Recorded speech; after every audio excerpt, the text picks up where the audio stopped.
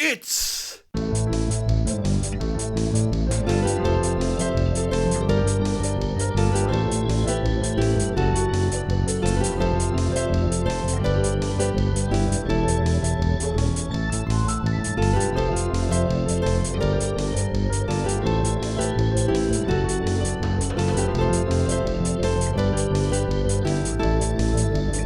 Game Master Monday, the podcast that plays a new one-shot in a new system with a new cast every episode. I'm your head of light entertainment, or whole, Grant, and today we are playing Monty Python's Co-Curricular Medieval Reenactment program by Brian Saliba and Craig Schaffer, and my players are... Yate, I'm Abbie. I'm your local indigenous nerd. My pronouns are she, her, but tonight I'm going to be appropriating the proud Anglo-Saxon culture and playing none other than Shrewbert the Useful, whose pronouns are he, him. So get ready for some Monty Python shenanigans. I love appropriating the English. It's what they deserve, honestly. Hi, my name is Jenny. I run Fire Emblem Fallen Kingdom, and I am playing Rosalind, she who looks directly at the sun, an eremite who uses pronouns, I guess. Great. Any preference? I don't know. Cool. I mean, probably. They're there. Dusty! Hello, I am Dusty, part of Too Many Shows. That's not my character's name, that's me. I use they, he pronouns, and I'm going to be playing Horatio of the Never-Ending Lesson, whose pronouns are hell yeah they are, and they are the Enchanter. Monty Python's Co-Curricular Medieval Reenactment program is an upcoming game from Monty Python and Exalted Funeral. In today's game, our characters are very silly. To play this game, you'll need the standard array of dice. A D4, a D6, a D8, a D10, a D12, a D14, a D16, a D18, a D20, and of course, a D30.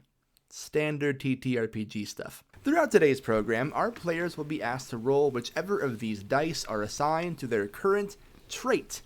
Just like in real life, there are 18 traits in this game, but each character is only proficient in about 5 of them, with one they're definitely not proficient in. If they roll the max number on their current die, they will have Stroothed and can upgrade to the next dice. If they roll a 1, they have Spammed and must downgrade to the lower die. All we ask is that they don't get too silly or too serious. This game has everything. Items, combat, peasants, kings, death, fighting, spam, nudity, and so much more. We'll get into specific mechanics as they come up, but for now, are you all excited? Yes, rather. Right on it, Bucko. I'm ready to get with it. Bloody hell, then. What am I in for? Let's get this party started.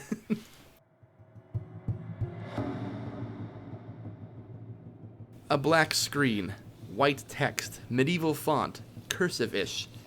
England, 931 AD.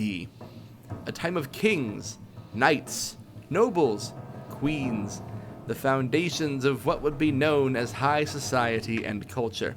Yes, though the ages be dark, that certainly does not mean we cannot shed a light on the well-to-do founders of modern thinking and regality. This story is only loosely about them, however, for in between all of those castles and piles of golds are forests, and in those forests are moose. My sister was bitten by a moose once. No, really, she was carving her initials on the moose with the sharpened end of an interspace toothbrush given to her by Sveng, my brother-in-law. Get on with it! Oh, yes, of course, sorry. Oh my, how exciting. Anywho, the woods, where all manner of lower-class indignants call home. Just pick any of them. I don't give a shit. Look, there's 3 now.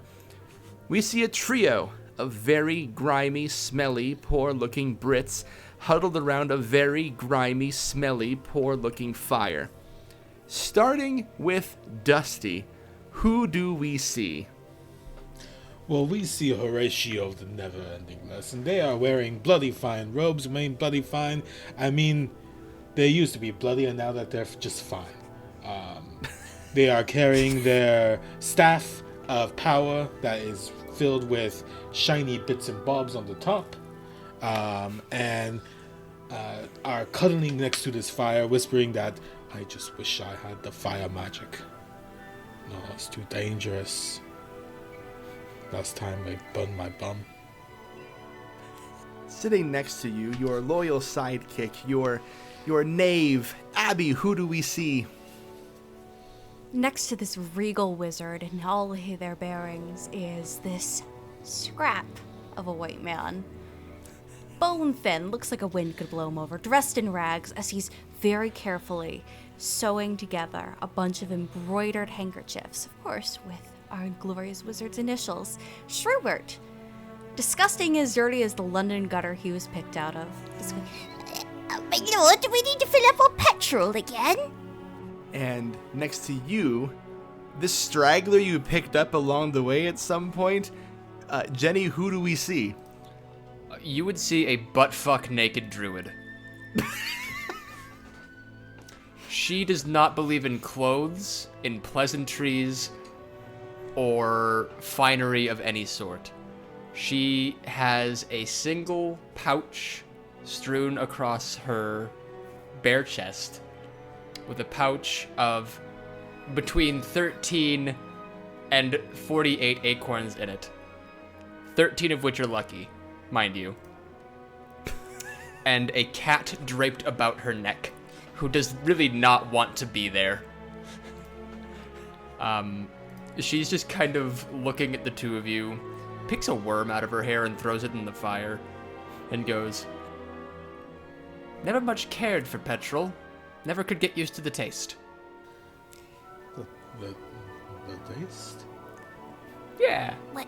you know, Yeah, the that's taste. why we run out of it so much. Sometimes I have a drink of it when you're not doing your fire spells for the quiz and whatnot.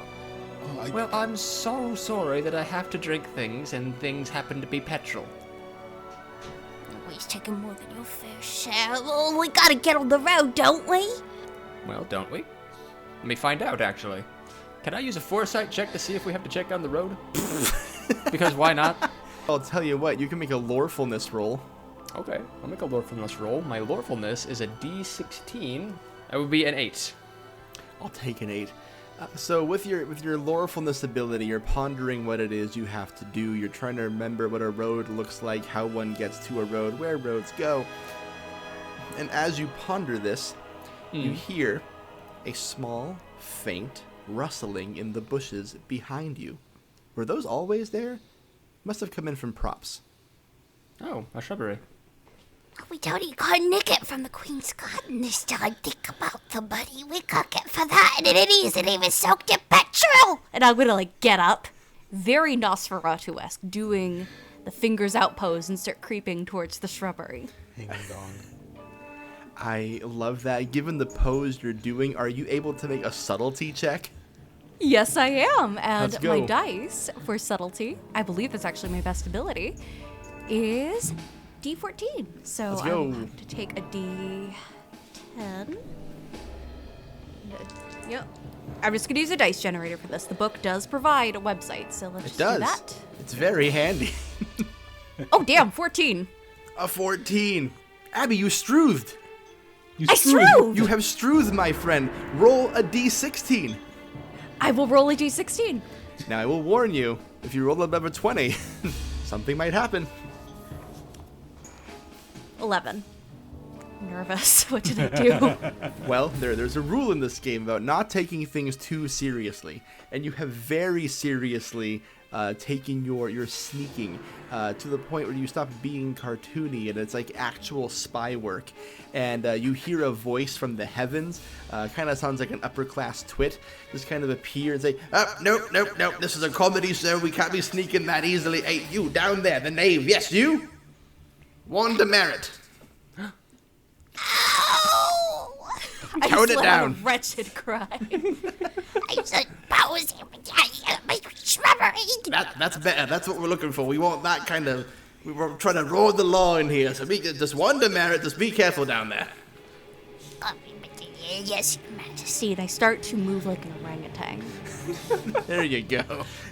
It's still a successful roll. I don't make you re-roll for that, but you get up to the shrubbery, and you peel back the curtains of the shrubbery, if you will. That's kind of like go through, and you see a hobbled old woman in little rags and long curly gray hair, kind of clutching at her shawl. Is it, hello?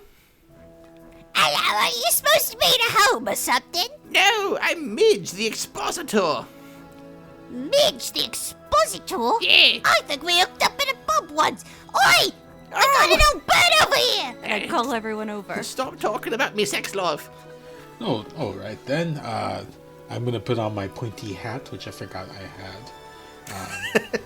It's very, when I say pointy, it's very, very tall.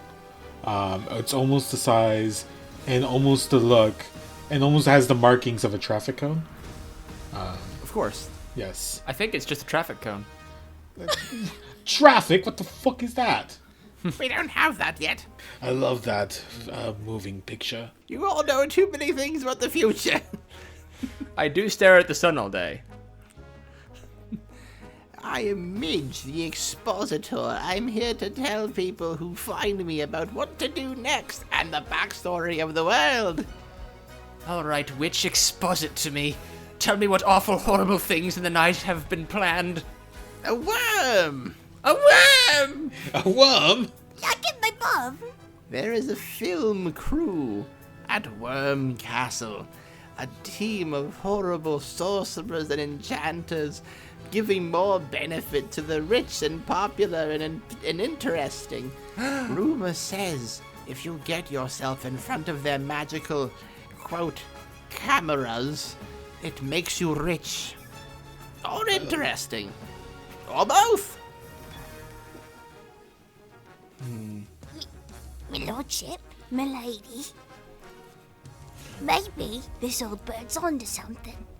Think about how many liters of petrol we could buy if we can't find the cameras. I mean, Among other things. among other things, I mean, if there's enchanters, I'd love to talk to them. Learn more enchanting. Teach you how to make petrol, yes. Endless petrol for days, or more than... I don't quite know if we should be drinking it. I think it's for your skin. I've never much cared for riches, but I wouldn't mind being popular. More friends. Now I will warn you. You're still here. I am still here. Fuck. I was not this. You're very rude to me, and I've been very nice. Carry on. Here I am giving you a quest, and I'm asked if I'm still present. How dare you? There's no quest for the wicked. I'm here to tell you one last thing. This film crew is overseen by a mythical entity known as the Head of Light Entertainment. Gasp! The Head of Light Entertainment is an upper-class twit and does not care for lower-class characters. Gasp! You'll need to work extra hard to get noticed by his film crew. I've heard he quite enjoys hunting, abuse of lower-class persons, physically preferred, and displays of great skill in vital physical activity, such as croquet, How eclectic. or bra unclasping, or jumping over matchboxes. I'm doomed. But be warned, if you're caught fraternizing with the serving class, or are yourself a lower class PC, not putting in full effort, you may be frowned upon and not get in front of those cameras. Oh, and I just put my little hands on top of my head. You're going to leave Shrewbert back in the gutter, aren't you, to get in front of the pretty shiny cameras? Or worse, it could leave you in Essex. Not Essex! Not Essex! I'd never go back to Essex. That is what I have for you. You must make your way to Worm Castle, and beware the worm! Now that I've given exposition, I fade away to my great reward. Take me, God! And she floats into the sky. What a strange person. Thanks, I guess. A cartoon human hand plucking her out, going, all right then, you're dismissed. It's a silly place. Where's Worm Castle? Maybe it's down that exquisitely lit road leading directly into the sunlight. And I can't read. And I start going down the road.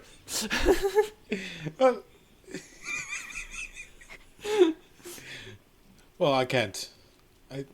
I guess we shall become traffic.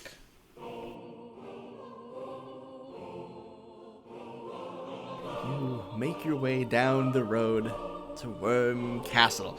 Worm Castle is a very famous building in your time and your era. You know that it is home to the Lord and Lady Worm, who hole up in that castle. They have a young family and a lot of dogs. Legend has it that they have 15 corgis and 1 Pekingese. Oh, great, they're Welsh. As you arrive there, you're going to very quickly notice a road blockade instrument you've never noted before, but you in your modern player brains would recognize it as a toll gate.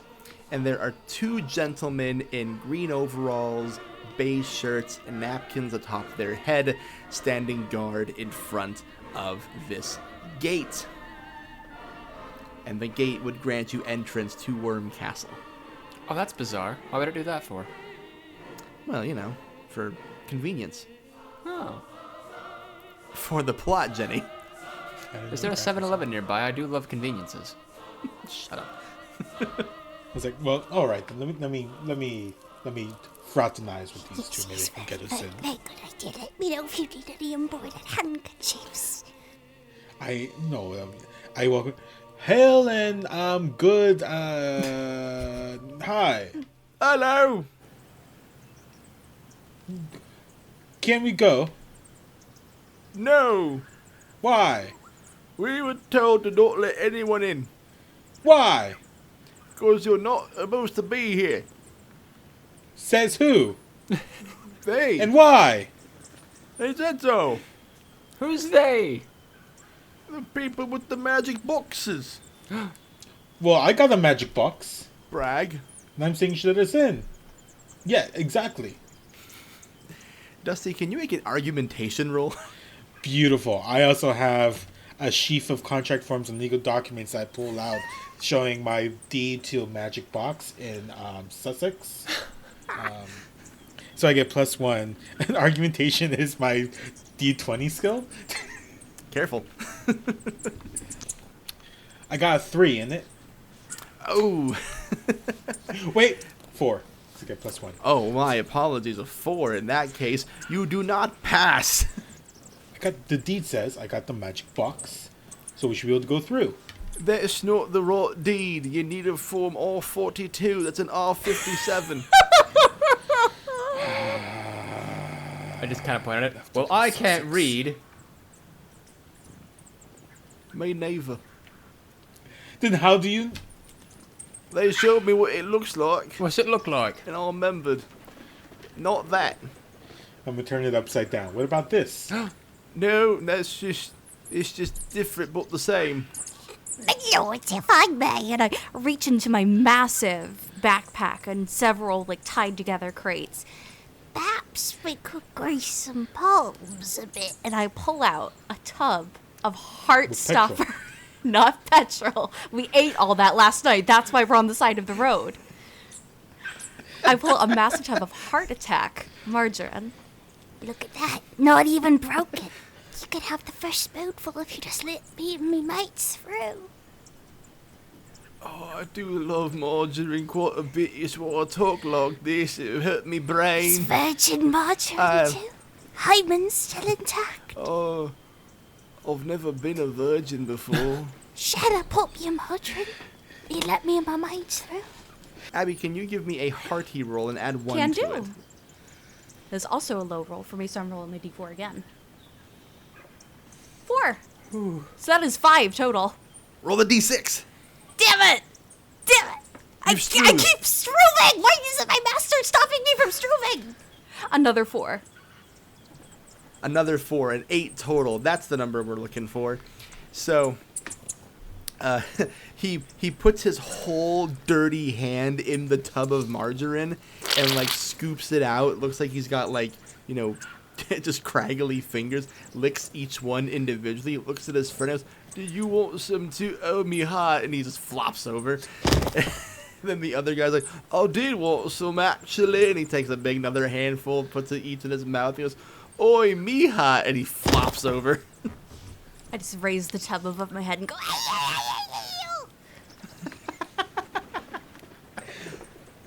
Excellent. That's murder. You just killed 2 people. Nettie the margarine. I think. I was gonna say. I think legally the margarine. Who are you who are so wise in the ways of the law? You must be an enchanter. Ha.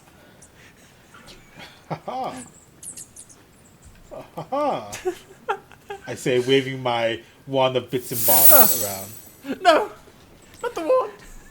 Spare me. No, it's for emphasis. It's not for, swing swords. And I swing it widely, and a gust of air moves these dead gentlemen off the side of the road. They start rolling away. As they tumbleweed deeper into the woods, you hear one of them wake up and go, "My brain hurts." It wasn't murder. We're fine. It was battery with butter. I think they're only mostly dead. Why do they call it Worm Castle? It looks like a castle.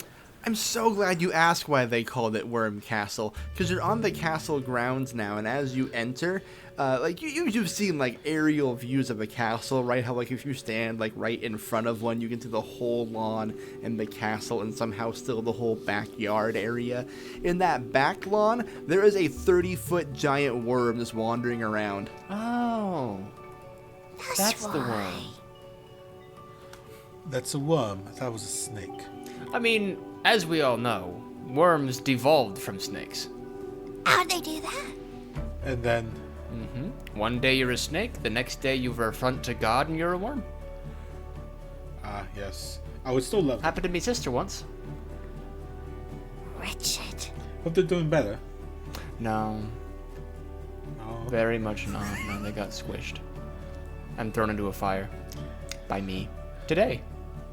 So that was fun. Right, I watched that. I think that's patricide, or what you call it. Listen, her name was not Patrick, and I take offense to that.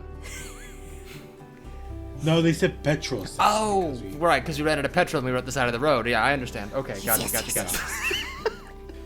All right, well, I guess we don't go near the snake, worm snake guy. Yeah, he's in the backyard.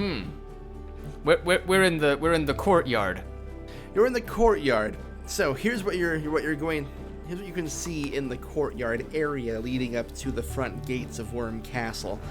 You will of course see a machine, an instrument, a device made of metal with 4 wheels upon them. You have to assume they're wheels, but they're not made of wood like you're accustomed to. Something else entirely.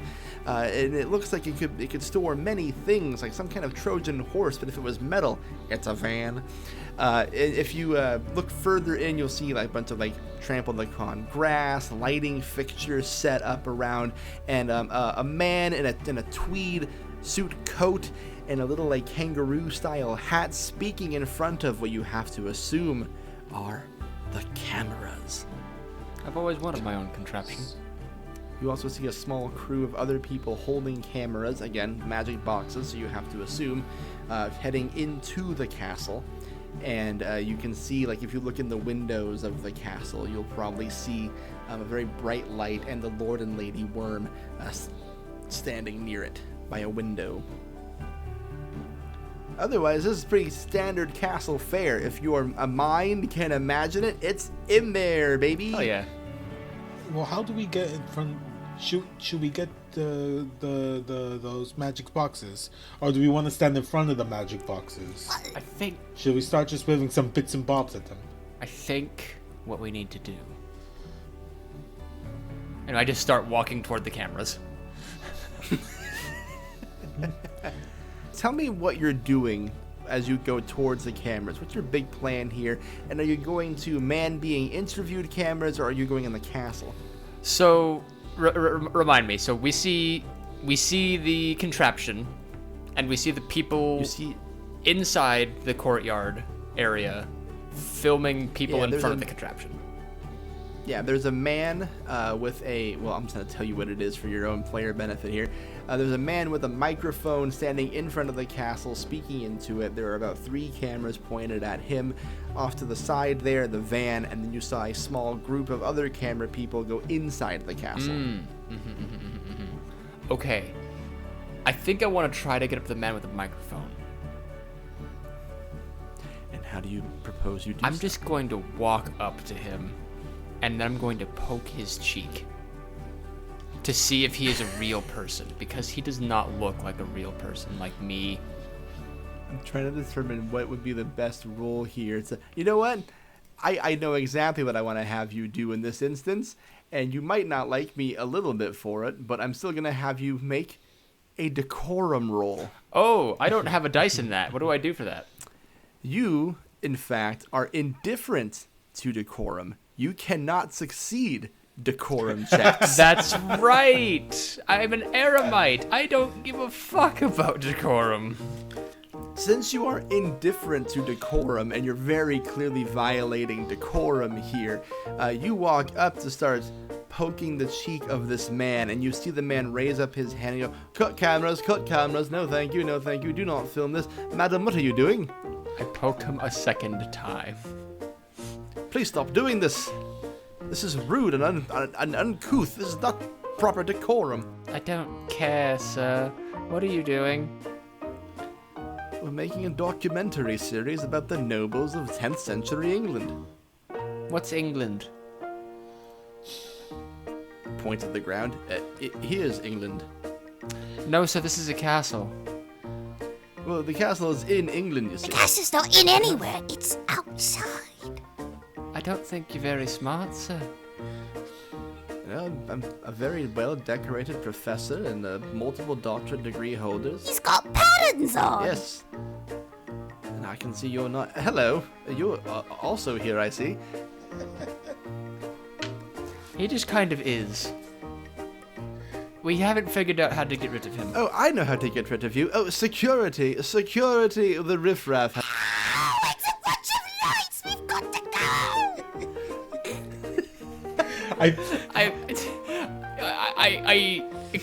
Man, you are British Toad.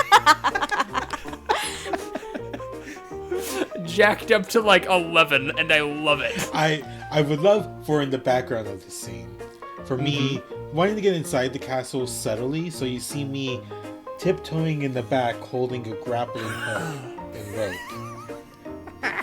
Yeah, I believe that gives you a +1 to your subtle roll, right? It does. And I'm going to be swinging it very wildly around as I would like to go into. Actually gives me a +1 to strategy, but it's what I get for my subtlety. Yeah. I see. Okay. Would you rather make a subtle or a strategic roll? A subtle roll, please. Yeah, make a subtle roll. You won't get the +1 for it, but good to know that we have the thing for strategy. We're getting beaten to death by knights, and you're just like Agent 007. I'm going to get in to the castle. That is a 7. Ooh. Okay, so for a 7, you start like swinging the the grappling hook. Throw it up. Oh, you're just an enchanter. You skipped arm day. And it just kind of like plops on the ground in front of you. And then you hear your 2 friends screaming and running as a pair of guys in black jackets that say security on the back are just chasing them through the courtyard. I would like the 2 of you, just by the way, to make a, we're going to call this a nimbleness roll. I'm rather nimble, so And- I think I'm gonna be okay here. Now, Rosalind, I don't believe you have nimbleness, which means by default you roll a d4 for that. 10 for nimbleness for me. 10 for nimbleness. I got a 1. Jenny, you roll the 1. I did. You have spammed. No, I hate spam. You take a demerit for rolling a 1 on your roll here. So the clouds part, that upper class twit's voice coming through the clouds. The nude one, what are you doing? I'm just here. You're failing is what you're doing. Do you want to get on television or not? On what? On the telly. Oh, I misheard you. Yes, I would very much like to. Then stop spamming about. I'm keeping my eye on you. Stop fraternizing with the lower class. Stop fucking up and do something impressive, damn it. Stop that. That's rude. I can be rude. I'm in the upper class of society. Topical. It always is, somehow. Blimey. So you take 1 demerit. As far as our nimble knave over here, you successfully get back to safety far enough away from these academic types who don't want to run too much. So you're still on the premises. Oh yeah, I imagine like after they like scare off Rosalind, they go after me. I jump into a cart full of plague bodies and start barking at them viciously. Just, Oh, gross. I'm not touching that. I'm going back to where I was. Fuck that. Could I help Rosalind from afar? Yes, you can help Rosalind from afar. As I see Rosalind you falling, fell down. and I see this guy. It's like I pick up my one. It's like, well, let's try this. Of bits and bobs and weaves and wits, that person blow up into bits. Ooh, make a sorcery roll. Yeah, my sorcery is rather. That's at 16. It's rather. It's rather all right. Rather sorceress. Rather sorceress. That's a 14. You roll a 14. You are successfully able to scoop up Rosalind and get back to safety. How do you do so with that spell? What does it do? I wavered when saying bits, blow up into bits, and really it's just taking the bits of the ground as a small, comically like animated tornado appears under Rosalind, and Spinning one frame at a time. Exactly, and the security guard stops and is like, quite bloody special effects, ain't it? Right. I think they're doing a flying circus. And I just Know we had that in the budget. I'm waving my silly wand around and going through. I'm dragging my grappling hook behind me. It's like, Rosalind, start staring at the sun. Run. Huh? What? Oh, sorry, there was a man. The man's always in the sun. We know you can't stare at them. They get mad. And I start walking at you. You all recoil to safety. Your plot of just walking up to them did not work. Damn. Rats will be foiled. It never does. Never just roasted. They see your beauty. And like cut out to like a scene where it's like you're 2D, it's the birth of Venus. There's a pile of manure to the side. An angel like shows up and toots in my face, and then I blow away. And then we're back to like the regular area. A voice from the heavens. Stop that! Knock it off! Stop riffing! Oh, Stop riffing on sorry. the source material. Focus on the story. Sorry, we had to bother the animator. It just has to happen sometimes. On a meta level, who has a high decorum? I have no decorum except I have a pouch of fine salt that gives me +1. I have handkerchiefs that will add 1+ decorum. Do you think what I'm thinking? I think we sprinkle some of that salt on ourselves, give ourselves embroidered handkerchiefs, and then we walk into the castle like we own it. It'll be a disguise. I was gonna throw it into people's faces. Very good idea. They'll be blinded by the decorum. It's so fancy. Sometimes I put the salt on the meat and it's a little more reasonable. But I'm thinking, and Lady Rosalind, take no offence, you don't have to cover up your womanly bits, but if we put these on, you see, I've mammogrammed, I think that's what it's called, our names and our initials onto this. And it's just like chicken scratch, like the worst stitching you've seen. Because fancy rich people, they've got that. So we look like fancy rich folks. Now, I love the idea, but I've got one question. What's a woman? What? A bipedal featherless being. Everyone knows this. We're all women. Right, of course. Sure. I don't do what they say. But I am certainly following along with the plan. Wait, you don't do what they say, but you're following along with the plan. Correct. Correct. So I'm not going to cover myself up because if I have clothes, I have to sell them. So I'm not doing that. Right. That's right. What would be more high class though if you walking up to someone trying to sell you the clothes off your back? That's The very handkerchiefs true. off your back. That's The very handkerchiefs off your front. I only have two sides, my front and my back. No dorsal. Well, your dorsal and your No port. forget No Sagittal. starboard.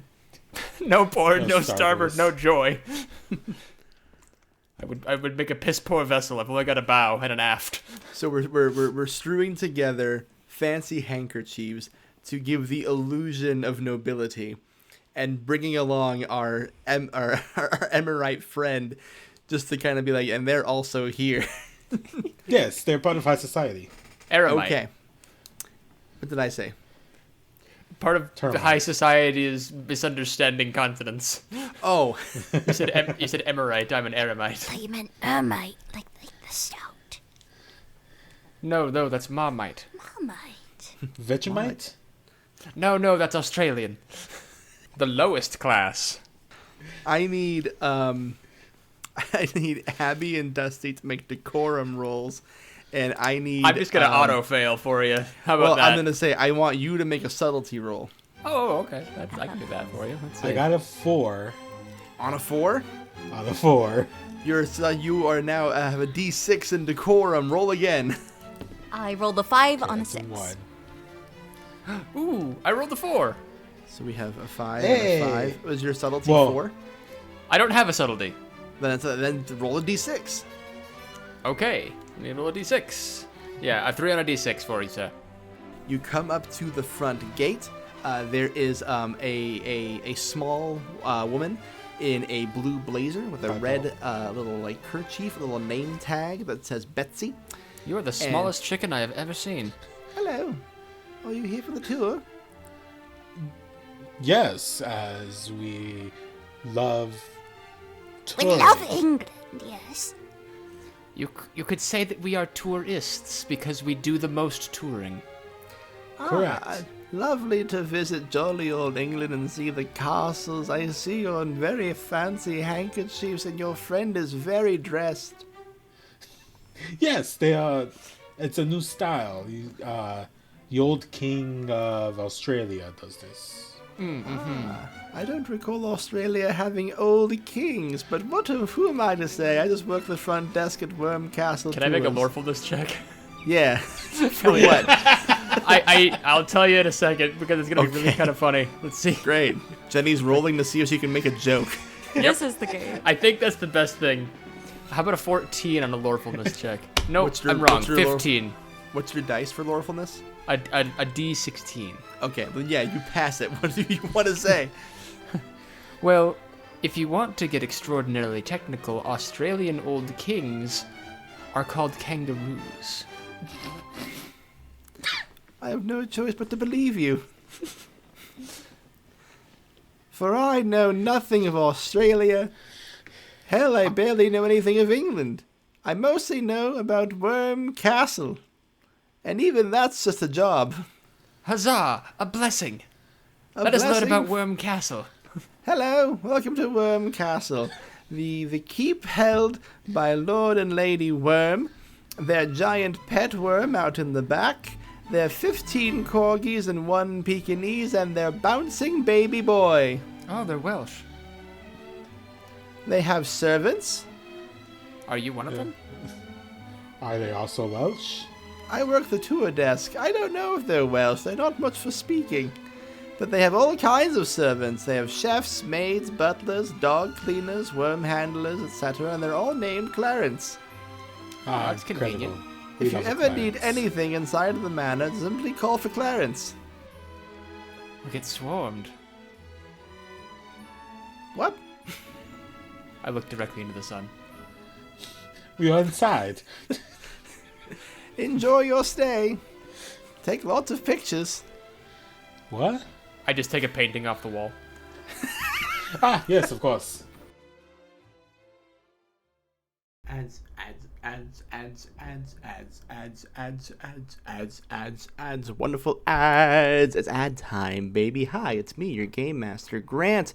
I'm here to tell you about shows and products that are good for you, according to the Surgeon General, the real one.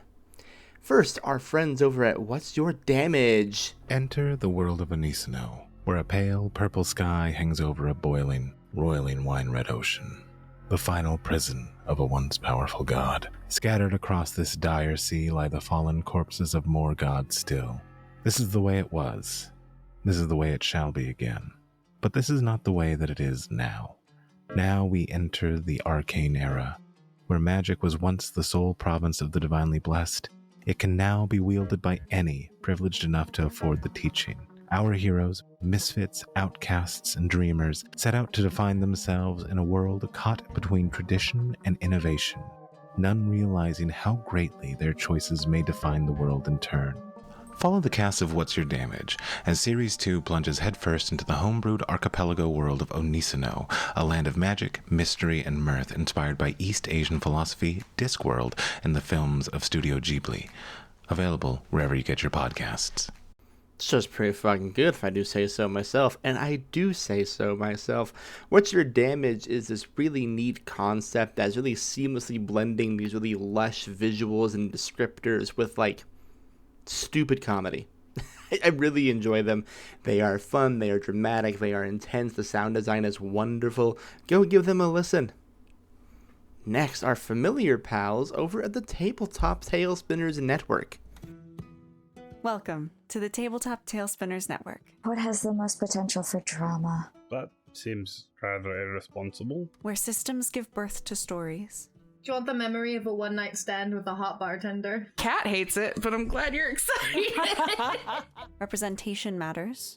I feel like that is some untapped potential. I'm sure you'll change the world. I'm always looking for the truth. And who sits at the head of the table matters just as much as who sits around it. Do you actually understand Bird? My name is Emma, and I will be your DM today and every day that this wonderful campaign exists. I am your MC, Mistress Winter. Instead of a parking lot, it's a portal between realms. That's where my jam is. Abomination, your end has come. Looking for your new favorite TTRPG actual play podcast? There's always a seat at our table wherever you find your podcasts. I am a known simp for the many magnificent shows over at TTN, including Magnificence, Improv Madness, All Our Fault, so many others, and even more coming up this year, or so a little birdie has told me. Make sure you're keeping an eye on that social media account, because everything they publish is a banger. Alright. Clean up your Union Jack, strap on your boots, and get back in to Monty Python's Co-Curricular Medieval Reenactment program.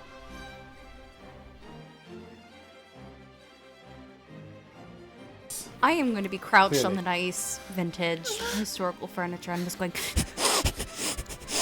I think the cupboard's this way. I'm getting a smell. It's almost exploitation. That must mean they have petrol as well. Yes! You can't get petrol without oppression. Let's follow that path to the Clarence and maybe he'll give us access to the cameras. No. It's pressure. Pressure causes... You know what? I thought pressure causes diamond. Shrewbert, make a purpose roll for me. Oh boy, purpose. My lowest ability. Actually, what if I supplement my purpose? Oh no, I can't. Wait, I can. With my organ, my portable organ, I can up my purpose, but I will lose animal husbandry. So, is it worth it to you to do that? I hope... My cat glares at you vaguely. Oh no, I hope the worm doesn't attack us if we roll properly. Alright, I'm rolling with these. Clarence will. 3 with the plus. With the plus, a total of 3. So you're sniffing this couch, trying to get, a vibe for where cameras can be, but all of a sudden, the smell goes away. You can no longer smell the scent of exploitation and purpose, and trying to remember what you were doing. Instead, you become overly concerned because you can see the worm through the window, and it's way bigger the closer you get to it, and it's kind of scary to look at it. This is a real story about your game master. I once had a nightmare when I was 11 years old about a worm that was living in my backyard, and if you got too close to it, it ate you. And there, in my dream, someone walked right up to the worm and bowed to it with the intent of being eaten, and that image has stuck with me forever. You just hear like an organ, like a horror riff playing. It's because Shrewbert has been crouching on the ground and is stepping on the organ partially. Oh, Master, this is a wretched place to be. And I just go to your feet, Dusty, and I bow. I don't think we should be here. Well, we should be here because we are high class. We do not bow or care for worms. We just need to get on the TV for just like a minute, I think. What's a TV? I can't smell the petrol anymore. I can smell it's the worm. I don't want to go. No. Just put your handkerchief up your nose. It's fine. Sprinkle some salt on it. It's fine. Can you make me a wisdom in the ways of science roll? Yes, my pointy hat gives me a +1 to that. Great. I think it's still just a D4 though, so. Yeah. This won't be a high bar to clear. That's a 4. Hey, roll a D6. You streuthed. That's a 3, so 4, 8 total. So you get +1. Even better. Higher than the number I had in mind for you. With your wisdom in the ways of science, when you advise your name, young Shrewbert, to put the handkerchief up his nose, this alleviates the anxiety. That's how science works. Yes. Never mind that. It has chloroform on it, but like just... Oh. Well, the salt actually deactivates the chloroform. That's not real science. Please, anyone listening, don't take that as real science. This is wisdom in the ways of science. Yes. Exactly. Play carefully, kids. And may I just say, that is my favorite stat in any RPG I have ever played. You just I'm watching you force reset Shrewbert, if that's okay with you. Like, chloroform him, wake salt him, and he's just... What were we, Master? What were we doing? Oh, we hit the reset button. We have factory reset our Knave.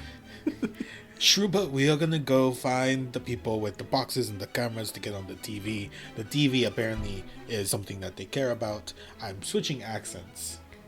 Mid-thing. You always were Spaniard, Master. Ah, excellent. Yeah, see.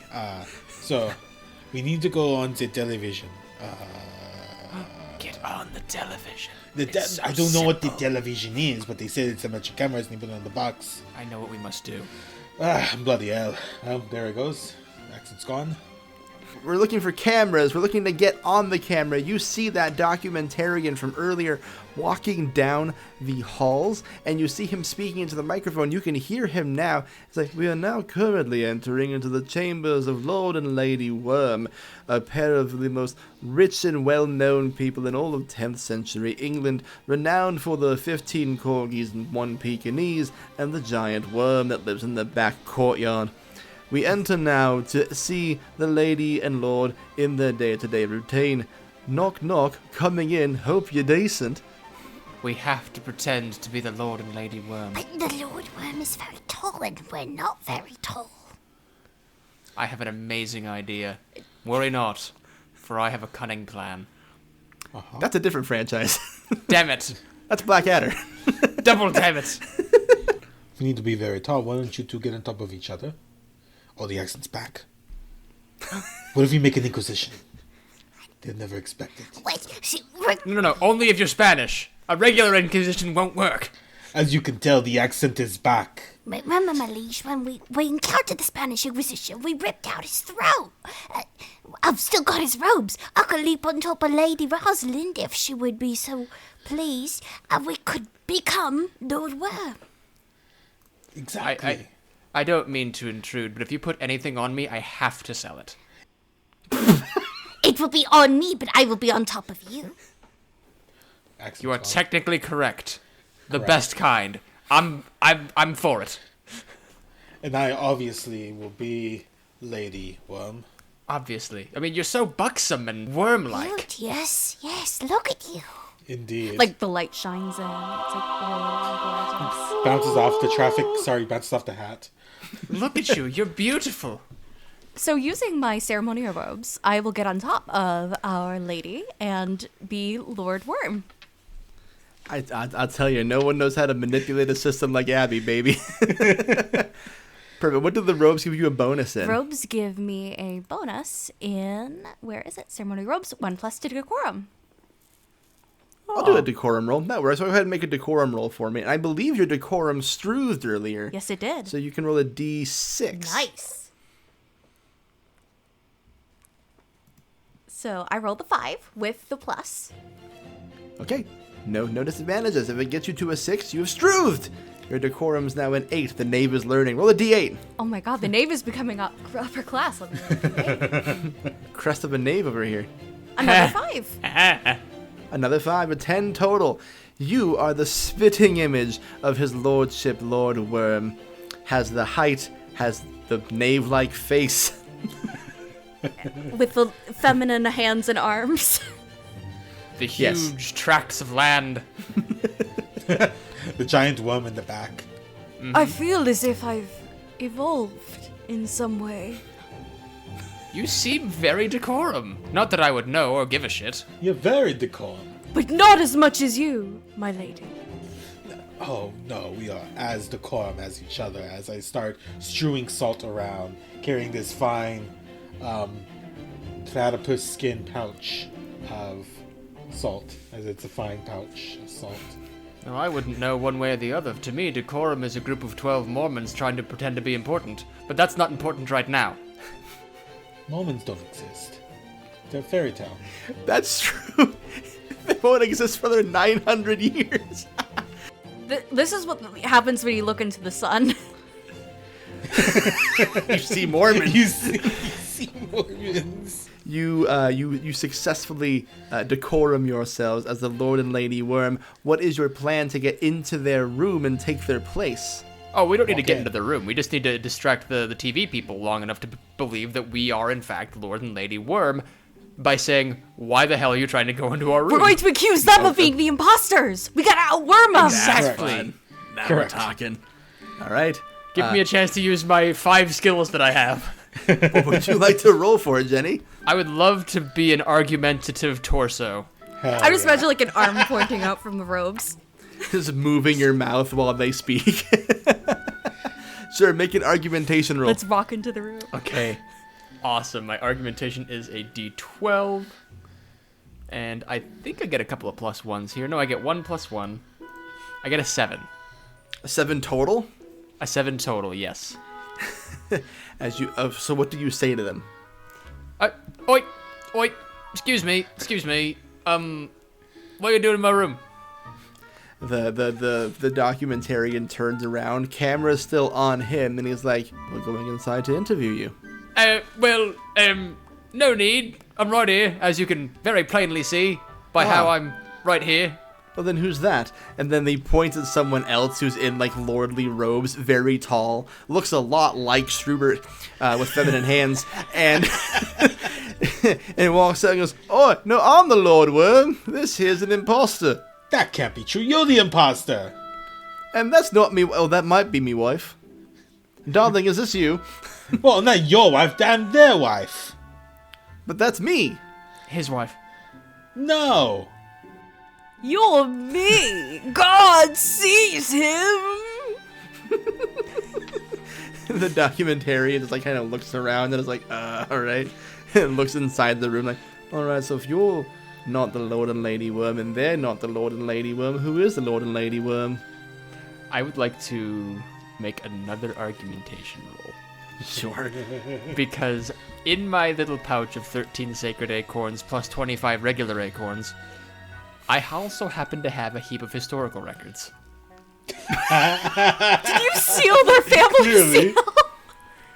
This game rules. This game rules. Sure, go for it. I would like to show the heap of historical records showing the life and times and genealogy of Lord and Lady Worm, and really kind of sell the fact that because these guys have kind of aged a little more than when the historical records were written, that it can't possibly be them. They don't look like the picture anymore. Yeah, go for it. That is a 10 total. Great. I wrote down the number to beat. It was 8. Great. Let's fucking go. Okay, so you roll an 8. You. No, I rolled a 10. You rolled a 10. Sir. You beat an 8. 10, sir. An 8. A 10. 9. Wrong number. 10. Wrong bit. Get on with it. Get on with it. So you beat an 8, and the documentarian like looks to the other two, and he reads it like, well, as an expert in legal documents and genealogy, one of my many doctorate degrees, I think the paperwork is all in order. They have bureaucracied their way to the truth. Have those 2 imposters executed, and you see like a fleet of like helpers crew from a fleet of clearances. Okay, hop, and they pick them and go, wait, no, we're the real worms, don't do this! And then you hear like a throwing sound, and it cuts to like a 2D animation of 2 like regal, like, you know, medieval portraits flipping around, and then a giant like animated worm mouth opens up and goes and brings them back down, and then like, I don't know, some British politician you've never heard of's head goes, well, that was a doozy, and cuts back to you guys. Just like Among Us. Just like Among Us. Alright, let's get the cameras on them so we can get this over with. Yes. Oh, I mean, indubitably. Ah, yes. Glad you could see that I, lady, and this is Lord Worm, are beautiful enough for television. Since you have abused lower class people by making the clearances work too hard to sacrifice them to the worm, you hear the voice of an upper class twit from the heavens, and I was like, hello, me again, good show, what, have a merit? Yay! Hey, enjoy. I would like to see more bra unclasping, just putting that out there, but this is a good show of abusing a lower class. Well done, bully to you. Quick, Shrewbert, hand me your bra. But my milk bits will be out. And I'm like whispering into my coat.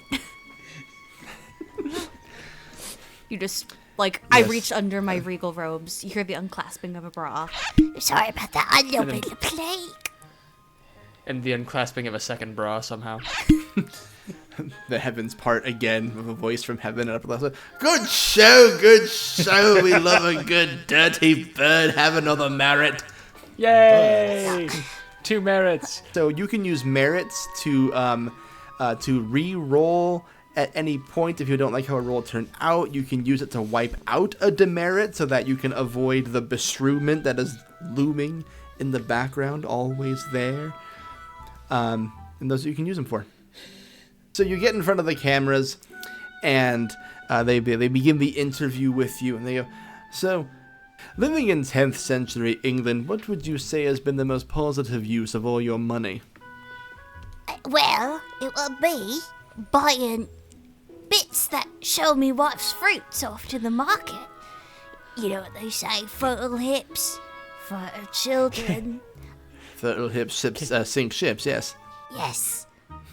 I say putting my hands right under my chest. It's like you are quite buxom. Quite so. And also all the bobs. All the bits and bobs, as you can see by my regal staff. I like collecting them.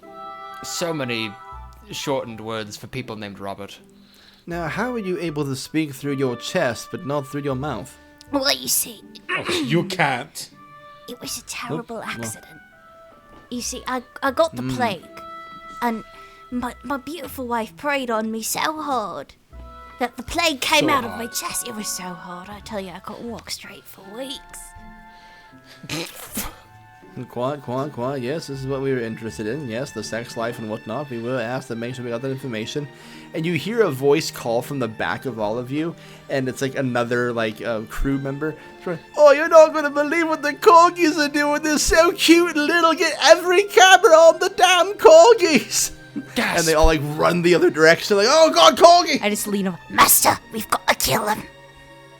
The Welsh! The Welsh! They're invading our good England!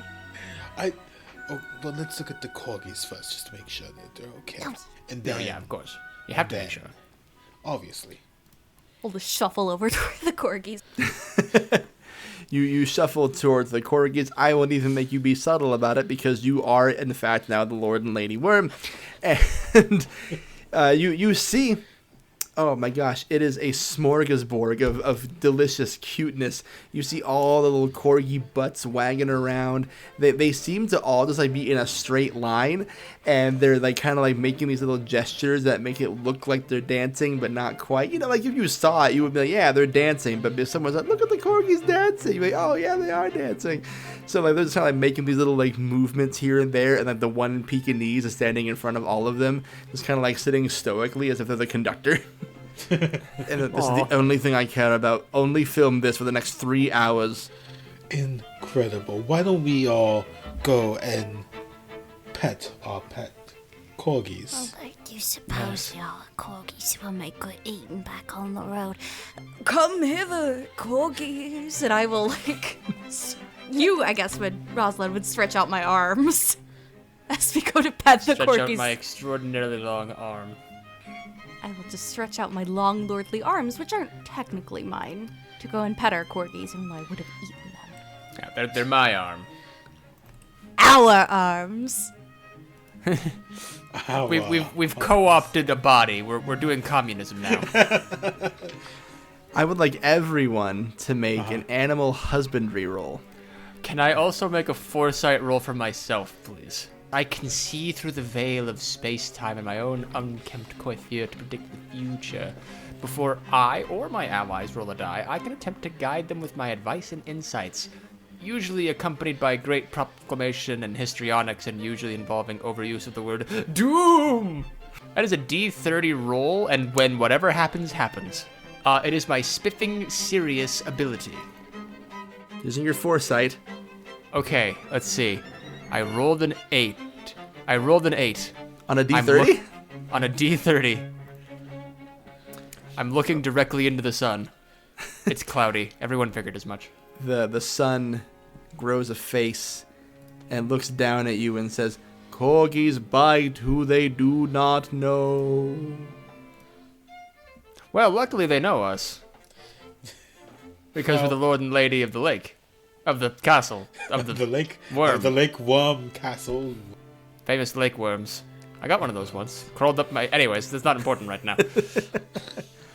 They bite who they do not know is the advice I will give. And with that advice, make me animal husbandry. Okay. So it's a D4 plus 1 for me because I have a cat on my shoulders. So I have a 1d4 in animal husbandry. I have that -1 thanks to using the organ. I have 0 because I rolled a 1. And that includes the subtraction. How did this happen to you? This is incredible. Now, I would like to remind Shrewbert that you do have a merit. Let's see. Okay, merit. So, 1 again. Another 0. Oh, no. God has willed it. The fates demanded it. So, once again, the heavens part. You hear the upper class twit, and I'm like, this is not nearly exciting enough. You're going to play with corgis? Why don't we up the ante here a little bit? How about that? Does that sound fun for you? Oh, I was enjoying being higher class. Oh, too bad, tough shit, lick me dick. So you gain a demerit, bringing our totals up to 3. We're getting very close to something happening in this game. But before we do that, what did you roll, Horatio, for animal husbandry? I rolled a 4, actually. On a D4? Yeah, so I exploded it to 2 more, so a 6. We have Struth to a D6. Mm-hmm. I am using my staff of bits and bobs to play with the corgis. What did you roll in the D6? 2. 2, so it's a 6. So total. 6, okay. Yeah. Okay, and then Rosalind. I need a rules lawyer check on this one. Okay. I rolled a 3, but my cat gives me a +1, but I'm using a D4. Is that a Struth? That is a Struth. That's still Struths. Follow-up question. Sure. On my D6, I have now rolled a 5. Does that also get a +1? That also Struths. That also Struths, so we're at 10 now. This is why you have a rolling a D8 now. 6 total on the D8. You're supposed to roll a 16 total. Holy shit. Animals, forget about it. They love me. So, here's what happens in descending order. Starting with Rosalind, they believe that this is the chest of their master.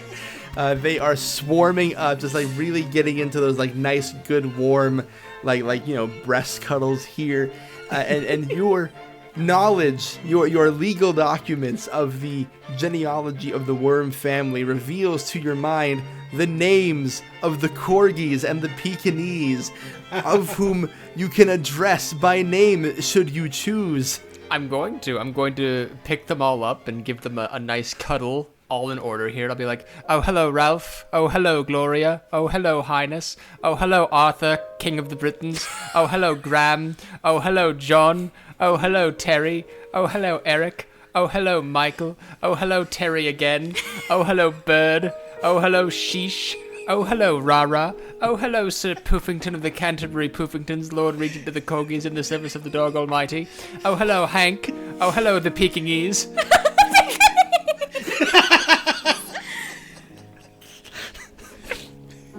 Thanks. You're so welcome. That was a blast. I had fun writing it. This is the one time I will accept your bullshit as far as making things go. This is awesome. Grant, I just want you to know, if I ever get a corgi, I'm going to name it Sir Poofington of the Canterbury Poofingtons, Lord Regent of the Corgis in the service of Dog Almighty. That is awesome. Thank you.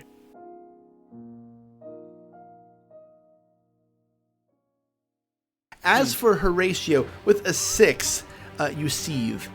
You wanted to play with those corgis. They're only paying attention to the eremite. You go to pet one. They don't growl at you. You know, like when you like kind of pet a dog sometimes, and like it's not resisting you, but like kind of looks at you like, hi. They do that like side eye thing, like yeah, the villainous side eye. Like, okay, and right, you are. Calm down. However, come with it. Corgis bite who they do not know, and this face of a knave is not the older face, according to the records the corgis recognize. There's as they are playing on the chest and they look up and they see the face, they start nipping and going to town on your beautiful knave face. They are corgis, they're not vicious beasts or anything, but they be nipping away. They're trying to get at your face, they're trying to expose you for the fraud you are. I need you to make a good roll for a hardiness roll. Oh no, I already fed the guards the margarine. No, I've only felt like a D4. Oh, motherfucker, that's a 1 again. Oh no. No. Well, this will be fun. This will be fun because we have triggered a beshrewment. No, Shrewbert be shrewd. Shrewbert. I get to roll on the whole's beshrewment table. 5. Oh dear.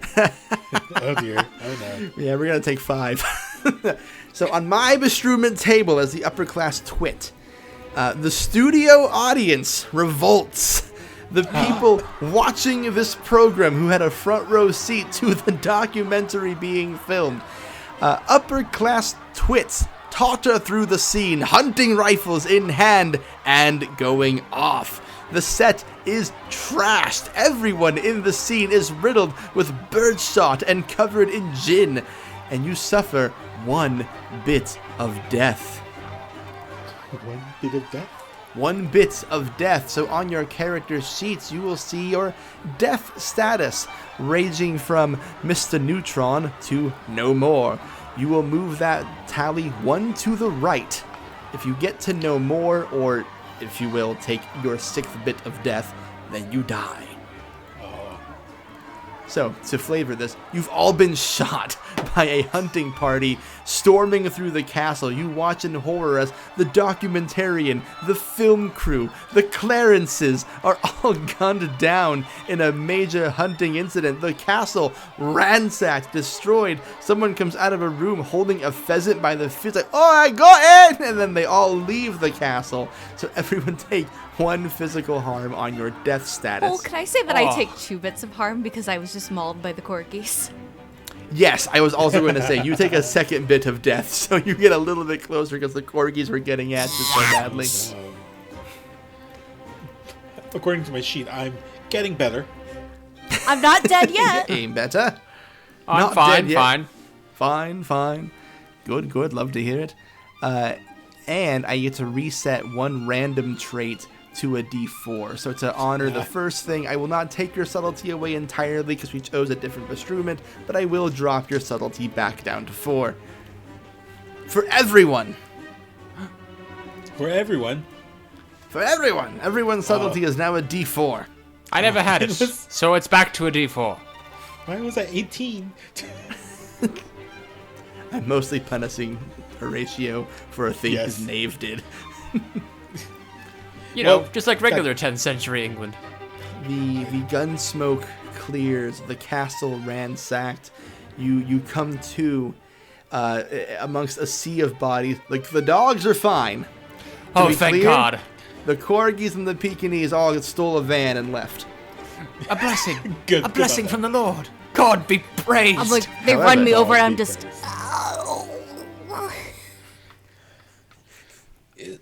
I have a question for God. Yes? Are the cameras okay? Well, I'm glad you asked. The cameras are okay. They're not being held by anyone. They are all pointing in the same direction, and it's where you're waking up. And it is in the back courtyard, and every camera is pointing at the worm. The worm. The worm? Oh, worm. Oh, worm? Oh, worm.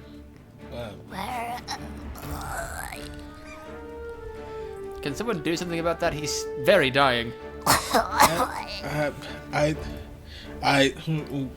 One moment, Shrewbert. I'm gonna look through my things. Like, I left my medicine with my dolmen, which is, I couldn't bring the cot in here. I love 1 second. Let me look through my things. It's like he's bleeding out the ground, squished, beaten. Here, you know what? Here, and I'm gonna take some of my fine salt and put it on the wound. Apparently, blimey! It's salting the wound's a bad thing. Shit. Do I look like a beef Wellington to you, Horatio? No, Shrewbert. You know, now that you say so, kinda. Well, that's very flattering. Kind of, Shrewbert. I do have a buttery skin.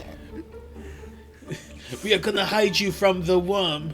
I would like to deal with the worm. Please. By using my spiffing serious ability. I'm gonna channel my element. You call forth the eldritch essence of your chosen element, smack it about, and bend it to your will to do something truly preternatural. How it manifests depending on your element, but it always involves a lot of chanting, shouting, histrionics, casting of bones, bloodletting, vomiting, and other such jiggery-pokery.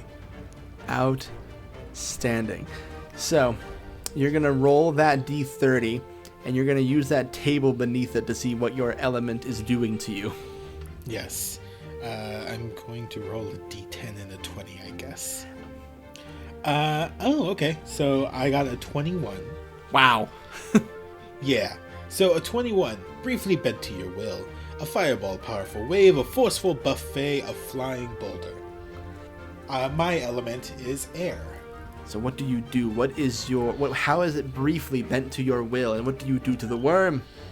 I think as I look towards the worm standing in front of this beef Wellington of a man, Shrewbert, I start tapping my staff to the ground and start saying gibberish, but with an accent.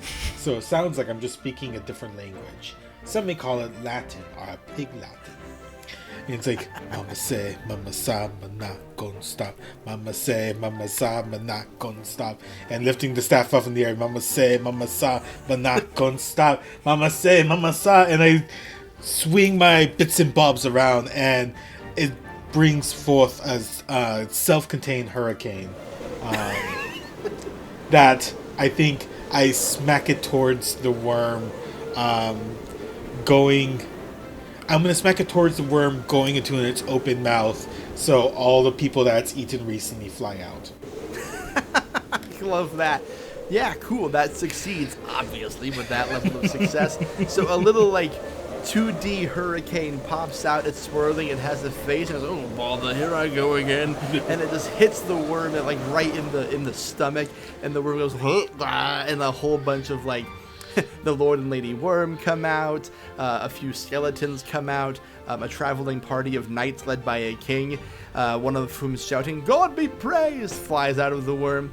Off to go on their own adventure. Who knows what that's about? And the worm kind of like hunches over in the way one would if they spent the previous night drinking 3 different kinds of alcohol, just for example. And it's just kind of like,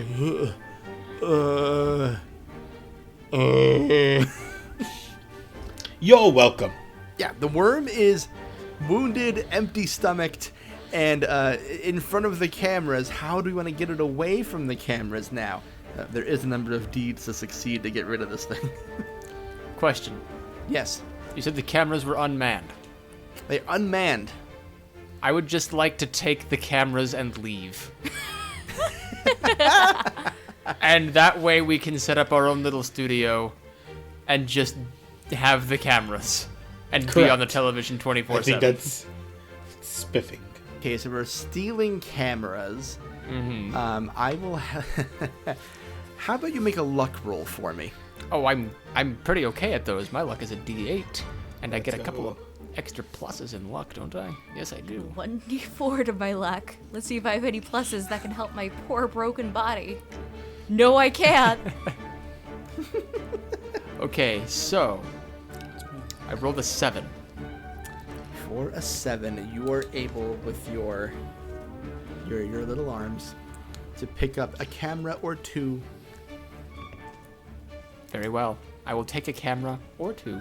But the worm will notice. And I'm going Gasp! to roll a D14 for the worm. A whole 14? A whole 14.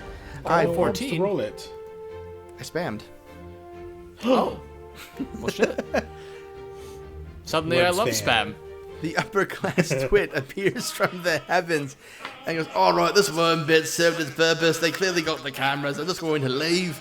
Let's just get a big cartoon hand, and the flicking motion comes out and thwacks the worm, and he spins backwards into a different movie. Timothy Chalamet has to fight it now. It's his problem. And, he's in Dune. I see. And you have 2 cameras. Yay! And there was much rejoicing. Yay! Shrewbert, your master hurricaned a worm. Your friend stole 2 cameras. What do you want to do while you're still on the grounds at Worm Castle? With the one arm that I was not chewed off by the corgis, I'm just dragging myself through the grass back to my master, because what does a Shrewbert do other than serve his liege? Master Horatio, I've come to hold the cameras to capture your essence. Shrewbert, do you need some penicillin or some drugs? Medicine, I like girls. That's fair. That's fair. Why don't we just carry you along? We'll get the cameras soon. I pick him up as gently as possible. He's all dried out and wet. Dried out and wet, huh? He's been chewed on by the corgis. Oh, yes. Ralph did a number. Shrewbert Dubert do. What shall we do with you? Oh, suppose we should put it on film. You do. You go to put yourselves on film. Pitch me a TV show. What are these 3 doing? It's 2.5 Men.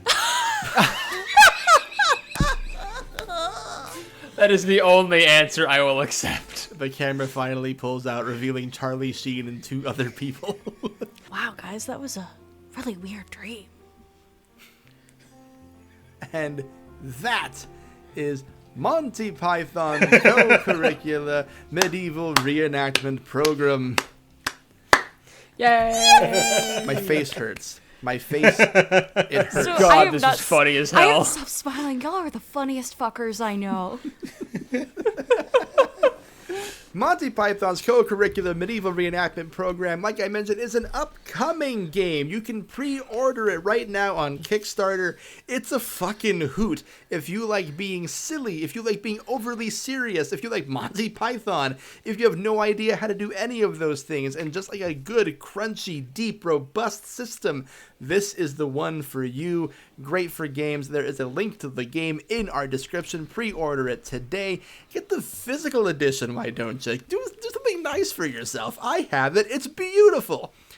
Abbie, thank you so much for playing with us today. Where can we find more of you? Yeah, there, I'm Abbie. I was your Shrewbert, your poor mutilated Shrewbert. And if you want to see more of me, you can check me out on this podcast where I played a vampire drinking Hitler's blood.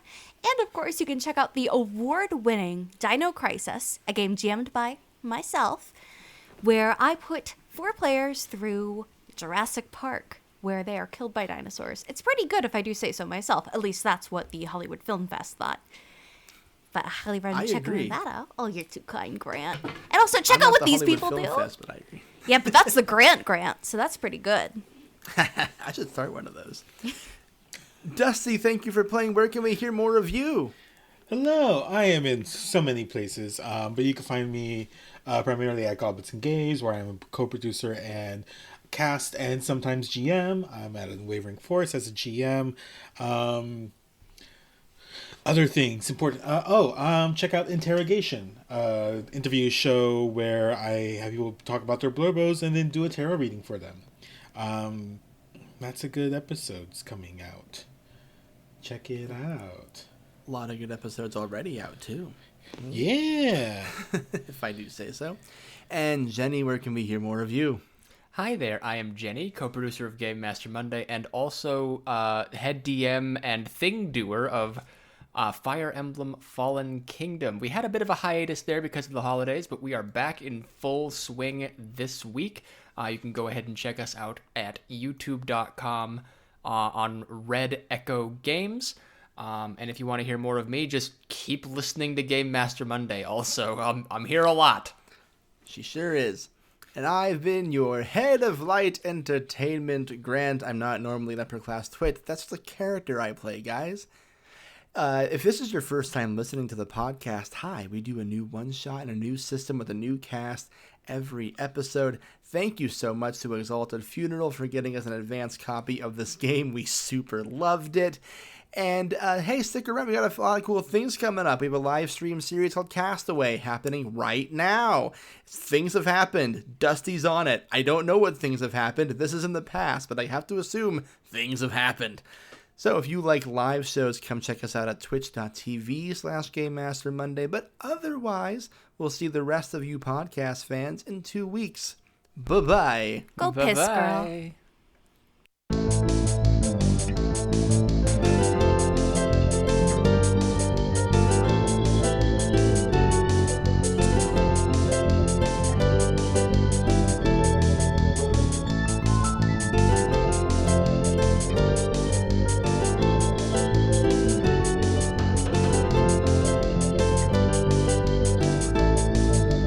We cut to Terry Gilliam in heaven. Is Terry Gilliam dead? I don't remember. They're in heaven regardless. Just vibing. On a meta level, who has a high decorum? Or Terry Gilliam is not dead. Hey! He's just visiting. He's visiting heaven. this is what happens when you look into the sun. You see Mormons. You see Mormons. I just wanted to get that in there because my brain made the pun. I'm sure it'll only be funny to us, but I like it. And any other Mormon listening, which if you do, quit. Hi on. Anyway.